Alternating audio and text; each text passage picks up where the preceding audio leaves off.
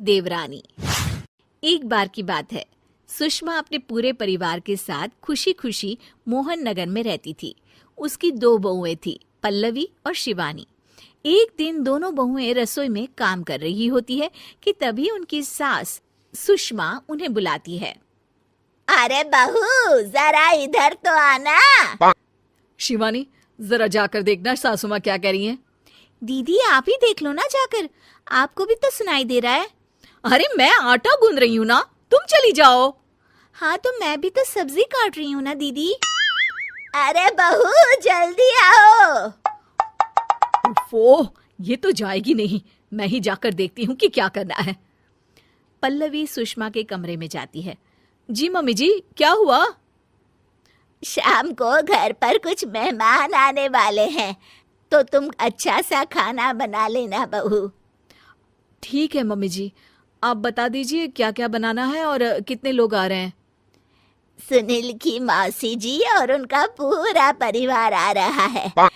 कुल मिलाकर 3 लोग और हमें मिलाकर हुए 9 लोग।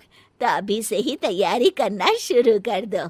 और हाँ, घर की सफाई भी कर देना, हाँ अच्छे से। जी मम्मी जी, सब काम हो जाएगा, आप चिंता मत कीजिए। पल्लवी शिवानी को घर में मेहमान आने वाले हैं इसके बारे में बताती है। क्या 9 लोगों का खाना बनाना होगा, घर की सफाई करनी है? बाप रे, सासू माँ ने तो हमें घर की नौकरानी ही समझ कर रखा है। ऐसा नहीं बोलते शिवानी, हम इस घर की बहू हैं और घर के काम करना हमारा फर्ज है। दीदी तो है ही सासू माँ की चमची, जब देखो सासू माँ सासू माँ। मैं तो इतना सारा काम नहीं करने वाली। शिवानी कपड़े लेकर गमला साफ कर रही होती है और चक्कर आने का नाटक करने लगती है। मेरा सिर चकरा रहा है। तभी वहां पल्लवी और सासू माँ जाते हैं। अरे बहू, क्या हो गया तुम्हें? मम्मी जी, बहुत तेज सर में दर्द हो रहा है। तुम एक काम करो शिवानी, आराम कर लो। नहीं नहीं दीदी, घर में मेहमान आने वाले हैं, मुझे आपकी मदद करनी चाहिए। अरे कोई बात नहीं शिवानी, तुम आराम कर लो, मैं सब काम कर लूंगी। ठीक है दीदी, अगर आप इतना कह रही हैं तो आराम कर लेती हूँ। शिवानी आराम से अपने कमरे में मैगजीन पढ़ रही होती है। इसे कहते हैं आराम की जिंदगी। इतना सारा काम। चलो सारा काम खत्म हो गया, शिवानी को देख आती हूँ। शिवानी अपने कमरे में ईयरफोन में गाने सुनते सुनते सो जाती है और उसके साइड में मैगजीन भी रखी होती है।